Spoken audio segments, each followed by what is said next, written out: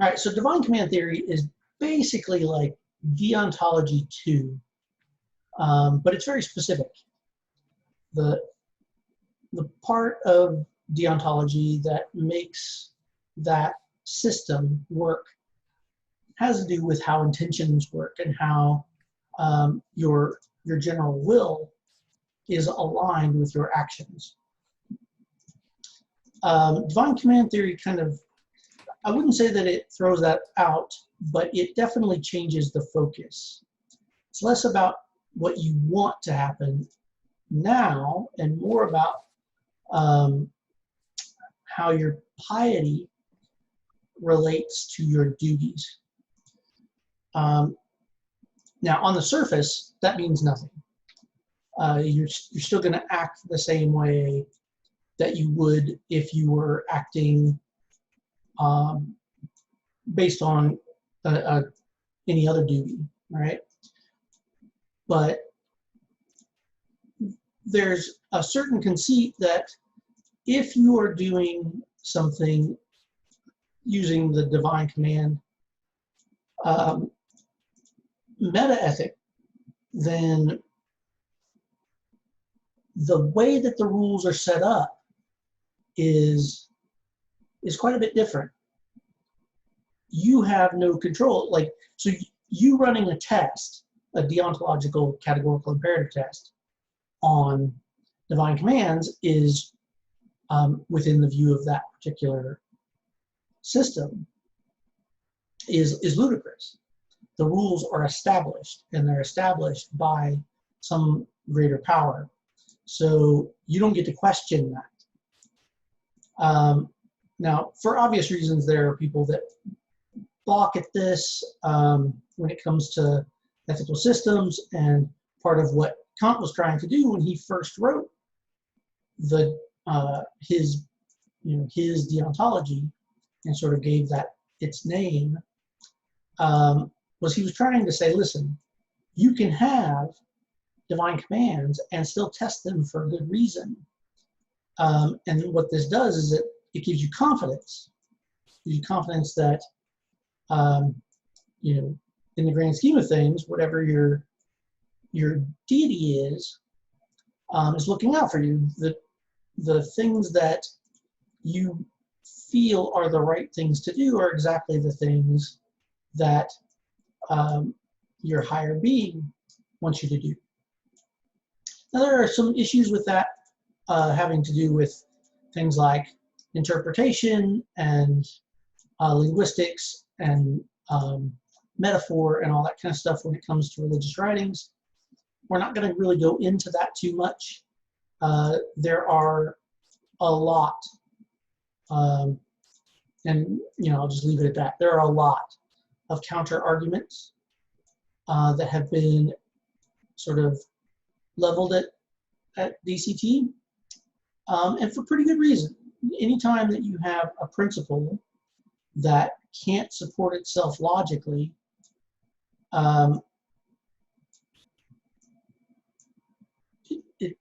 it's going to immediately raise people's eyebrows that are critical thinkers, right? So there are lots of ways that followers of DCT combat this. But the biggest one, and the one that's kind of most important to our conversation tonight, is the concept of revealed truth. Revealed truth is also kind of more commonly, I shouldn't say that, in common language, that would be called revelation. The problem with that is that in the Christian faith, revelation has a very specific kind of meaning, and we don't want there to be any confusion there. So just kind of add the modifier. So what revelation means is revealed truth. It's just kind of a shortened way of saying it. So answer the question with the definition rather than trying to create a new word, and it all works out. So divine command theory then is a kind of outside the realm of rationality. That's not to say that you can't apply reason. You should apply reason, especially if you have, you know, a temporary crisis of faith or whatever. But in the grand scheme of things, the ability to test revealed truths are very subjective. So the only person that can really test your actions for goodness or badness is basically your deity, whatever deity you choose. So how does that manifest for us in ethics? Well, so the biggest way that that comes into play is that we have to understand first off that DCT is a meta-ethic in the same way that human rights and a bunch of other things are. So it's the moral bucket. It basically is a bunch of rules that get thrown out for people to follow based on their organized religion's texts and teachings. And then whatever particular moral actions are driven through revealed truths. Now, there's a lot of criticism. Again, I'm not going to go too deep into criticisms, but there's a lot of criticism on doctrine. There's less criticism on revealed truth for obvious reasons. Revealed truth plays well with others, so to speak. There's, you know, you can follow your conscience when you have access to revealed truth, but if you only have access to doctrine, then now you're not acting on conscience, you're acting on blindness. And that's something that is often leveled as a counterargument to divine command theory. So the idea being, if you're just following dictates as they're written without consideration or thought, then you're not actually being ethical at all. You're just following laws. So somebody sat down and said, these are the rules of the classroom. And you said, okay. And that's that. You haven't put any consideration into it. So most theologians, so people who study religions, and definitely, you know, ethicists, philosophers of ethics, and philosophers of religion would say, well, that's kind of a bad move. We don't want to do that. We don't want to take religion and make it something that we can't even talk about. Because that's basically what happens. The minute that you do that, you basically make your entire ethical system something that can't be discussed, because any challenges to it are no longer challenges to your system, but challenges to your faith, and that has its own repercussions. But on top of that, most people don't want to talk about it. They're not going to talk to you about something like that because logic doesn't matter to you. There's no way that they can penetrate through the veil of faith, or revealed truth is better to put it. So it's always good to be able to subject even your revealed truths to simple tests of logic. If you can do that and still feel like divine command works for you, by all means, it's awesome. But if you see challenges, then it's sometimes better to back up a little bit and critically evaluate your moral precepts, whatever those moral precepts happen to be, right? And that's going to depend on your religion, your denomination, your particular religious leader, et cetera, et cetera. So there's kind of a lot going on there with regard to how DCT interacts with ethical systems. Now, the interesting thing is you actually can use, unlike most other meta-ethical concepts, you can use DCT as an ethical system. The problem is that it's an applied ethical system at that point. It's no longer an ethical system. It's no longer a normative ethical system. It's now an applied ethical system, meaning that in the situations in which the rules that I'm going to give you apply them. The rest of the time you're on your own, right? So if you're using DCT solely as the whole kit and caboodle of your kind of ethical conceptualization, there's just going to be situations that don't apply unless, you know, for example, unless your religion happened to pop up in the last, you know, half a dozen years, probably not going to be too much stuff in doctrine about how to deal with cyberbullying or something along that line. So it's important to kind of be flexible in those cases. So given that, between the two of you, try to brainstorm for a second what you imagine to be the difference between, say, DCT, or Divine Command Theory, DCT and, say, a typical ethical system. What is the key functional differences, based on what I was just saying, between the two? What do you think? Well, didn't you say that one is applied, like an applied theory, and then one isn't? It's not that the other isn't. That's okay. That's not quite the way that you would want to say it. You wouldn't want to say that ethical systems can't be applied, right? Yeah. But capital A applied ethics has a very different setup. The entire conceit behind applied ethics is different. It functions on a very different level from other kinds of ethical systems, right?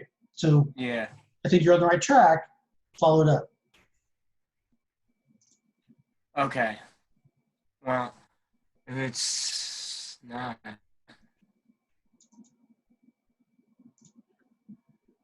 man, that's a tough question, because you said why, and if it's not applied, what makes it different? And divine command theory compared to other systems. Is that the question? Can you repeat the question? More specifically to other deontological systems, right? But in general, to ethical systems, you know, under the assumption that DCT is a meta-ethical concept, how does it differ from ethical theory, so normative ethics?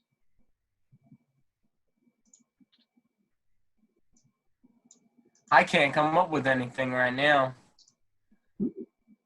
That's kind of what I was testing.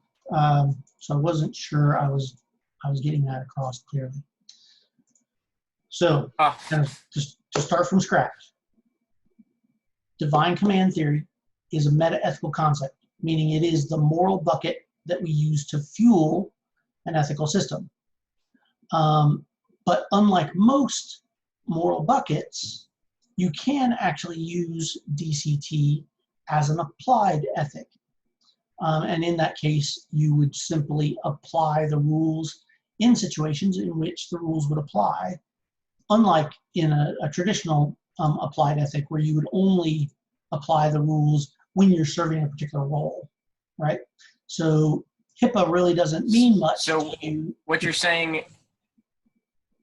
so are you saying like it's a box? Is that what you're saying? Like it's like a box, and you can, it's like within that box of like rules, like ethical, like it's like a box, you know? I know I think I understand what you're saying. And there's, yeah, that's right there. That's what I'm getting at. It's like a box. So you've said that it's a box about 11 times. And in general, I think you're pretty much right in the sense that it is a collection of individual rules, right? And the rules are pretty specific in general.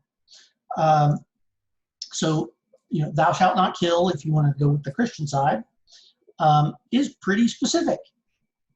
It applies to killing people, or not killing people is in truth.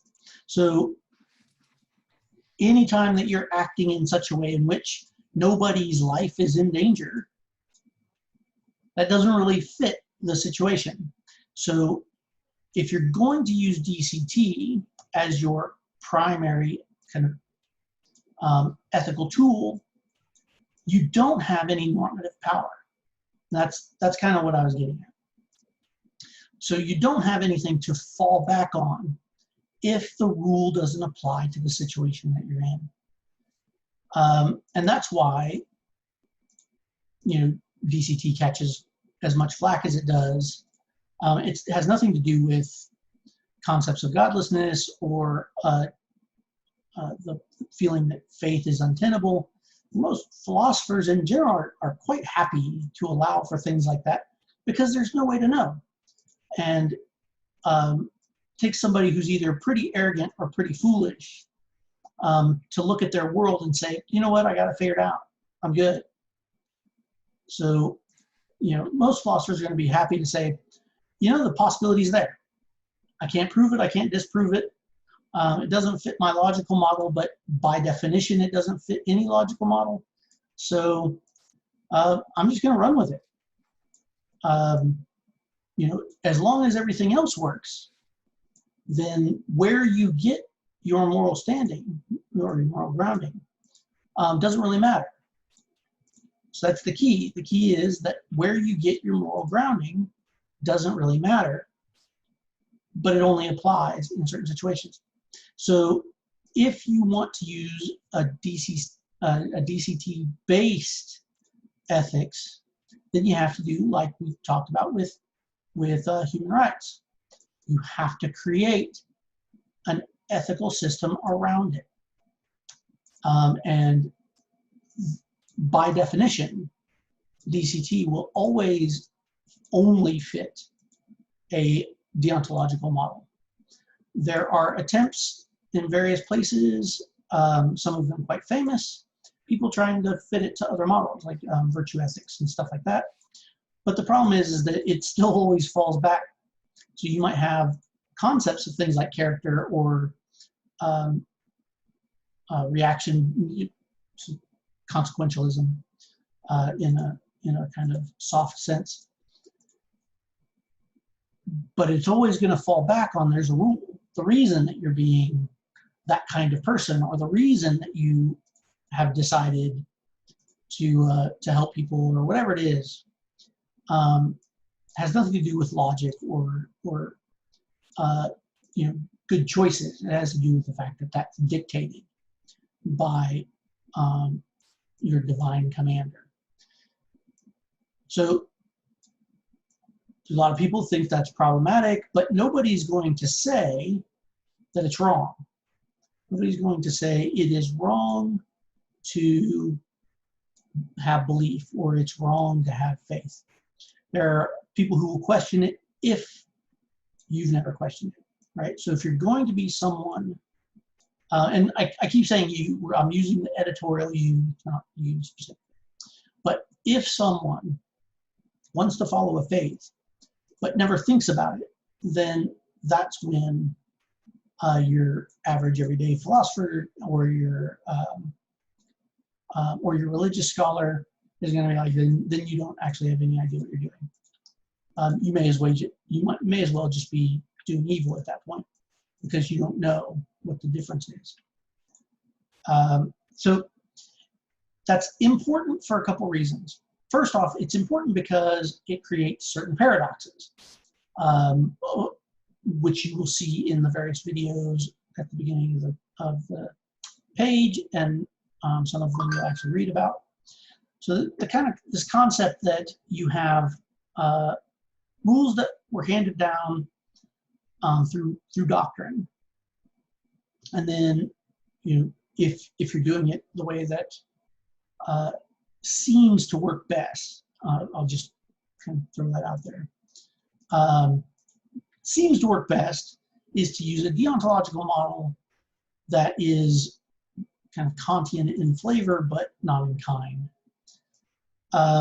If you're doing that and you're kind of making observations and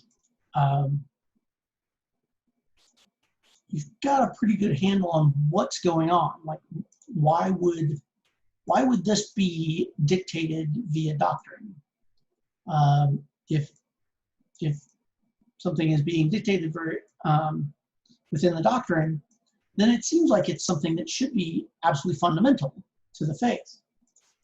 Now, of course, there's lots of problems, again, with concepts of organized religions and the arrogance of kind of knowing God, whatever form that particular entity takes. If you think that you know your supreme being, then by definition, it's not supreme. If you can imagine it, then it's not supreme.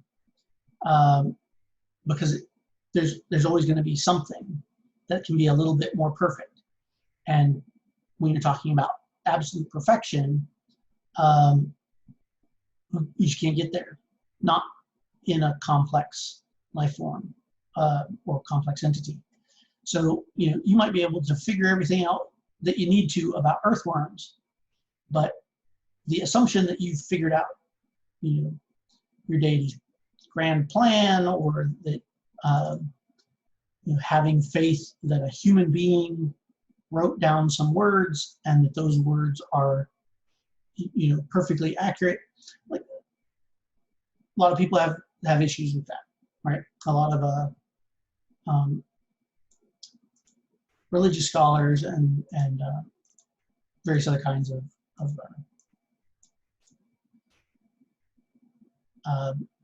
you might say studious types, right? People who actually consider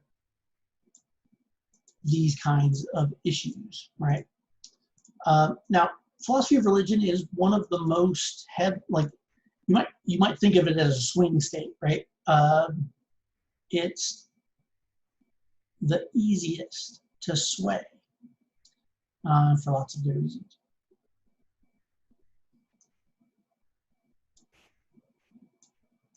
Hold on a second. I'm trying to have a conversation with one of your classmates in another window, so I keep glancing away. It's getting to the point of distraction now, so send them on their way. So DCT acts as a at the kind of at its best case, it's going to act as something that modifies an ethical system, and the reasons for following doctrine or following your revealed truths are going to be kind of held up by your ethical system. Now, your ethical system can actually just be follow, in order to do the most good, I need to follow whatever my religion dictates. But like I said, no religion in the world can cover every possible circumstance, right? Because literally every circumstance is unique, if for no other reason than it's in a different time and a different place. So even if it's the exact same scenario, if you had one happen yesterday and you're doing and it's kind of come up again today, the credence level, the amount of difference between yesterday and today is statistically significant, right? There's experience, like you've experienced the situation before, so your decision might be different. Certain circumstances might be a little bit different. Maybe, maybe this time there are innocent bystanders. Maybe this time there's the person that you're having your altercation with is someone that you particularly care about. But all these little things that might come into play. So what seems like a situation is very similar isn't. Every single circumstance is unique. So being able to answer those kinds of questions with the right level of confidence is best done by entities that speak the language and have a basic understanding of how life works. Excuse me. So this leads, like I said, to some paradoxes. There are three key paradoxes in philosophy of religion. Some of them are related to ethics. Some of them aren't. But there's two big ones that apply directly to ethics. And this has to do with the concept of piety. The first one has to do with the concept of piety. How would you define that word? How would you define being pious or having piety?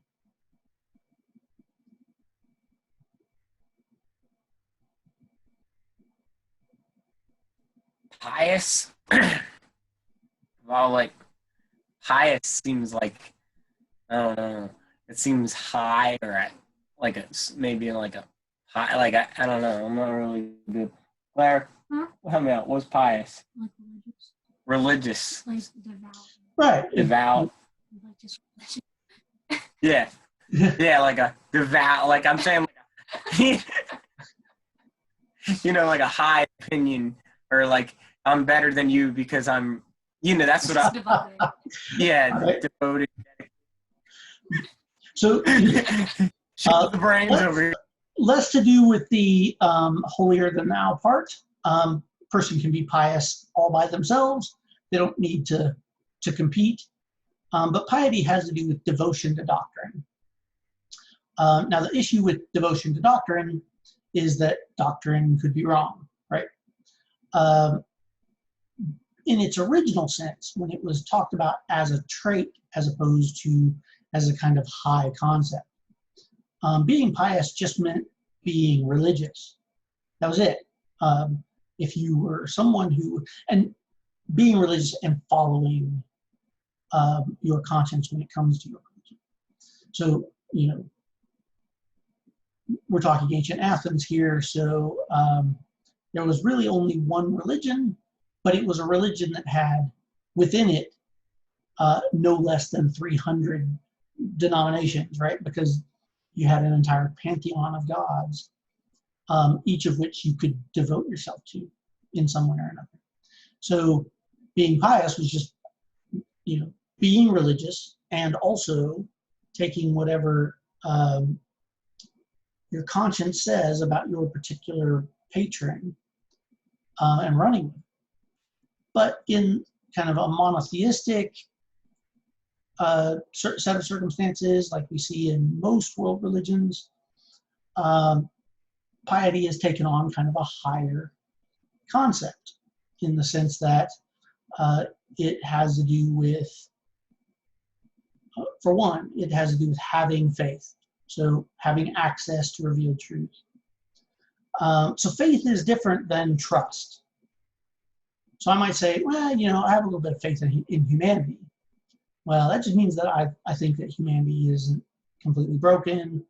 I might say that I have faith in my kid to do the work that she's supposed to do today. You know, tonight's garbage night, so she's got tasks to do, right? I have faith that she'll get them done. Not the same as pious faith, right? Pious faith has to do with believing in a thing that you have no evidence to believe in, simply because through revelation you have good reason internally to follow. So, you know, if you are a highly spiritual person and that aspect of your being points you in a particular direction, then following that conscience is being pious, even if you don't actually follow an organized religion. But if you do follow an organized religion, then being faithful to the religion is part of being pious. Ethically, we consider piety to be something that is suspect, because piety has a tendency to be blind. Probably not the best term there, but it tends to be blind in the sense that it's unquestioning. So the belief is established basically on air. It doesn't have any founding other than revealed truth. And that's assuming that it has grounding in revealed truth. Revealed truth and parental upbringing are not the same thing. If your parents raised you to be a particular kind of religion and you just fell in with it, that's not the same thing as having had access to revealed truth, and that revealed truth leading you to believe the things that your parents are teaching you. So those might be completely different things. And they're not mutually exclusive, nor are they necessary for one or the other. When I went to high school, with a couple of Mormon kids, and they were straight Jack Mormon, meaning that they really didn't, not only did they not follow their religion, but they didn't really even know anything about it. But in their community, Mormonism is as much a culture as it is a religion. The same with the Jewish faith. Less true of especially Protestant-based Christianity, which tends to be a little more individualistic.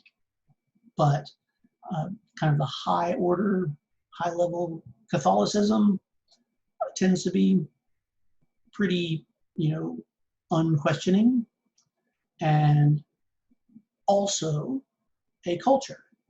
So it's more than just having revealed truth that leads you to a higher, kind of a higher order, a supreme being, but instead leads you into a kind of cultural world. So being able to separate all of that can be challenging as the person with faith. So it requires having faith, and that faith has to be internalized. So somebody can't give you faith. You have to establish that on your own. Nobody can give you religion, but they might be able to give you either allegories or metaphors for how how you feel in your gut about religion. So it's like, well, I think there's a supreme being. I really don't care what you call him or her or it or whatever. I don't care. I just know that there's something out there, and I'm happy to call it whatever you're calling it, just so that we can have a conversation. And that's fine. There's nothing wrong with that. But it can lead to difficulties, because it can lead to a reduction of credence and a concept called the backfire effect when it comes to evidence, right? So that's our move into the next space is the concept of how does evidence and revealed truth work together.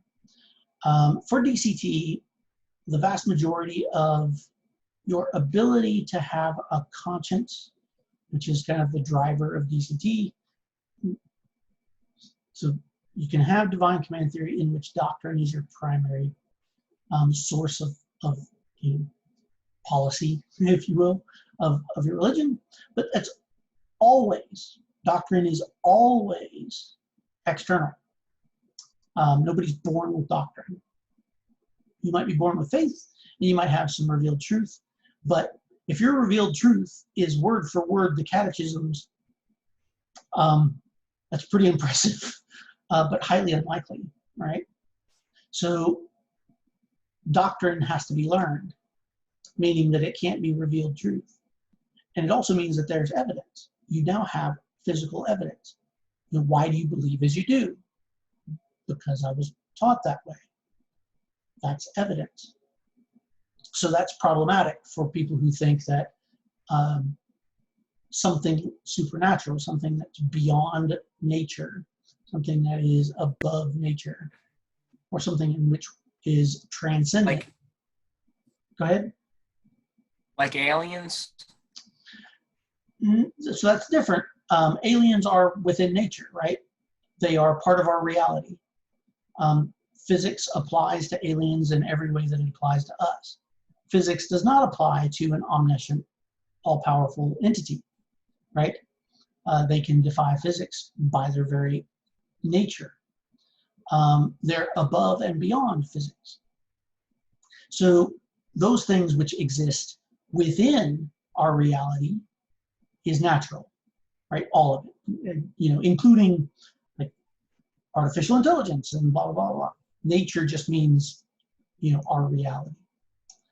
Things that are outside our reality on a transcendent level. Like, we might discover that there are parallel worlds in which there are people that are very similar to us, but, you know, maybe part their hair on the other side or something along that lines. Those aren't supernatural. That's still within the realm of reality. It's not this very specific universe, but physics still answers the question. When you're talking about transcendent beings, or, you know, all-powerful intelligences, then physics can't answer those questions. So either the physics hasn't found those remnants yet, or the concept of faith and revealed truth is beyond the barrier of reality, right? Therefore, supernatural. But supernatural things, even though they can defy certain kinds of evidence and can ignore certain kinds of evidence, are not immune to evidence. And that's one of the things that becomes a real problem when trying to deal with things like teaching ethics to people who are super religious. You can present an ethical concept as, you know, this is good or this is right, and you really have only two recourses. You either convince them on the first pass, and it's full persuasion, it's all rhetoric, it has nothing to do with reality whatsoever. It's pure rhetoric. You're convincing someone. Or you fail, right? You either convince them or you fail. There's no presenting evidence to support your argument. And that's equally true on the other side, because revealed truth is not evidence. Revealed truth is too personal. There's no way to transmit revealed truth. You can have two people who have revealed truth that can empathize, but can never know the content of that revealed truth. And that's what makes organized religion so powerful, is that organized religion sort of gives you a language to talk to other people, talk about your revealed truth with other people. It's just, unfortunately, that's a very small minority of most world religions. The rest of them are either people who were inculcated as children or later on in life. They were trained, taught, inculcated. I'll avoid the term brainwashed, though that does happen with certain kinds of religions. But it has nothing to do with their personal faith. They're building from scratch, and therefore they have no foundation. But if you have revealed truth and you have access to something like, say, I can feel like there's something grander. I can feel like, you know, something's watching over me. All these other kinds of things. You can say those sorts of things from the perspective of revealed truth, and it has meaning for you. But as a proposition, as a sentence that has structure, it's hollow. It has no evidence. And the minute that you start presenting evidence, it ceases to be supernatural. You're now pulling all of that into your reality by using logic. But it effectively ends the conversation. So if you say, I believe entity X wants me to do task Y, and the other person says, I don't know, I think it should be task Z. It's like, all right, conversation's over. Because there's nothing that you can present to the person who thinks that they should do task X based on their conscience and their faith. There's nothing you can bring to the table to change their mind unless, one, and this is unfortunate, but they're weak-willed. So if they're weak-willed, you have a better chance of convincing them even after they've said no. Most people, the minute they say no, they kind of stick with that if you're talking about something in which no evidence can be presented, because the argument's going to be exactly the same over and over and over and over again. Now, someone who is intellectually mature is going to be able to do something like have evidence presented in a particular kind of way, and it at least cause them to question some ideas. And that evidence can be either toward a different religion or toward non-religion, or just to question the religion that you're in. It doesn't have to be a belligerent kind of thing, right? So somebody from your own faith could try to come up and talk to you about a concept within that faith. And if both of you don't have the same level of revelation on that particular topic, doctrine is your only source of language, of conversational language, right? Okay, so in the grand scheme of things, that's divine command theory without going into some of the weirder dilemmas. Like I said, there's two key dilemmas. I sort of got sidetracked off of that. The key ones are the Euthyphro dilemma, which is the concept that the things that our supreme entity presents as good, is it, are those things dictated as good because the entity says that they're good, or is it because it's good and the entity presents to you only good things, right? There's some problem there with what we call arbitrariness and lost my word. Consistency, there we go. So when it comes to those sorts of things, then that becomes a little more important. Any questions before we move forward a little bit?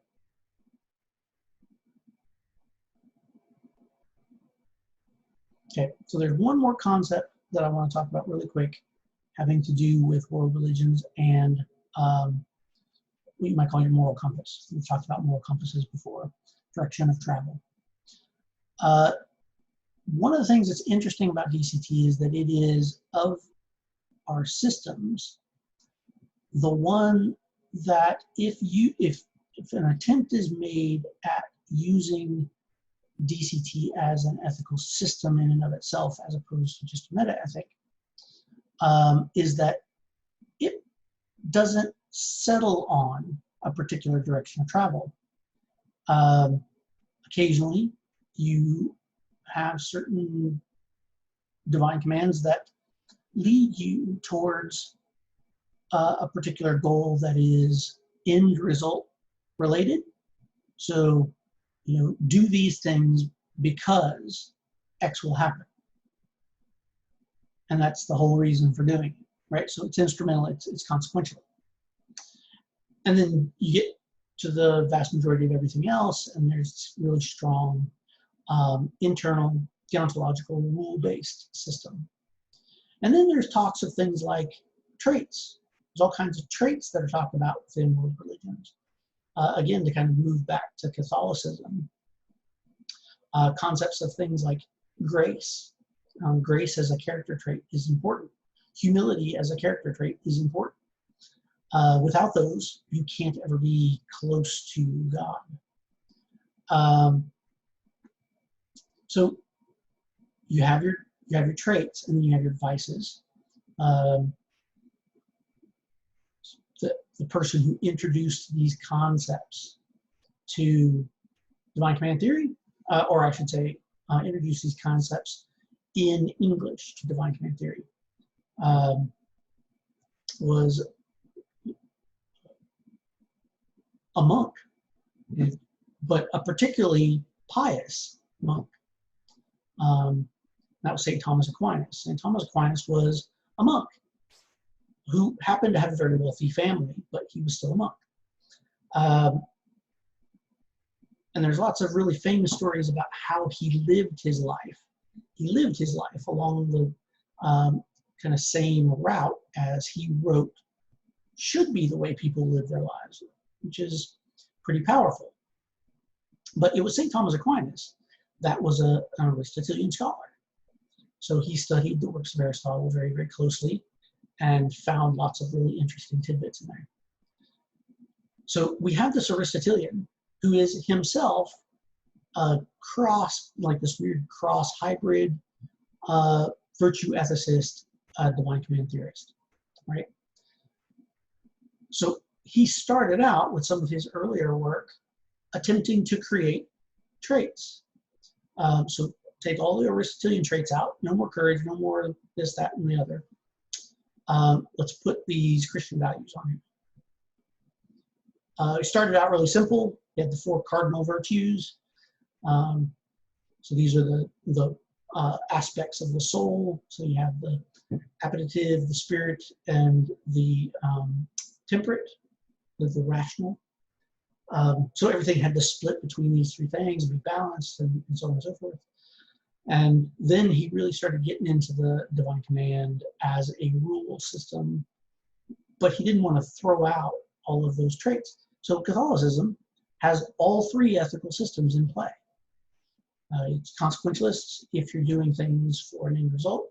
It's deontological if you're doing things because they're right. And it's virtue-based if you have the right traits in order to accomplish good things, right? Not all religions are quite that convoluted. Well, that's probably a poor use of that term. They don't have access to all of the forms, but they will always have at least one if they're in any way asking you to do something. All right. Can't really think of an example of one that doesn't provide at least 2. Most of them will have at least 2. Which leads me to kind of this last point. If someone follows a religion and the ethical systems within that religion solely for, to use the Christian terminology, for eternal reward or to avoid eternal punishment, those people are not ethical at all. They're not wrong. They're not bad people in the strictest sense, but they're not ethical people. Ethical people have to want to be good, and it has nothing to do with reward and punishment. The other people are just pure egoists. They're like, I'm going to do what's best for me, and what's best for me is not burning in hell or going to the bad place, whatever the bad place happens to be, right? So it's important to kind of make those distinctions.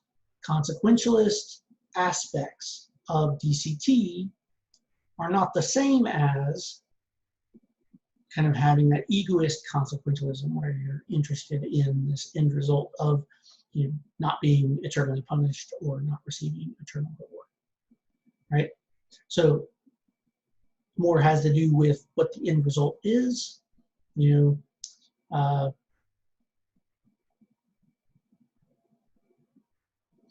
at least once, a couple times a day, face Mecca and do your chant or your prayer.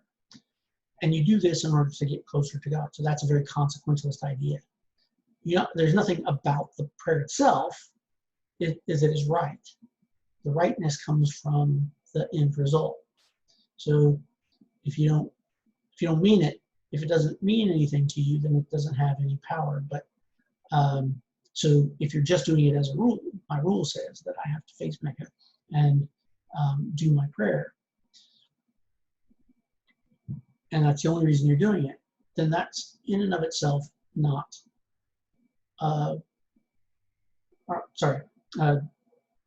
back a step. So that's consequentialist. You're doing that because it brings you closer to your deity.